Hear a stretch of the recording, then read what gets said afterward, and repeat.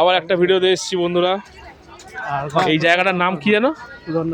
সুধর্ণখালী। এই যে বনবিবির মন্দির, প্রথমবার দেখলাম বনবিবি এরকম। মানে এটা সুন্দরবনের জাগ্রত ঠাকুর বনবিবি। সব জায়গায় সুন্দরবন এরিয়া সমস্ত জায়গায় আছে। এটা খুব জাগ্রত। এটা হচ্ছে বনবিবির মন্দির, খুব জাগ্রত।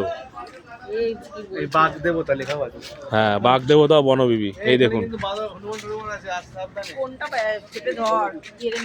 এই হচ্ছে তার পুরো ডিটেলস। তা আমরা ঢুকলাম সুধর্ণখালী।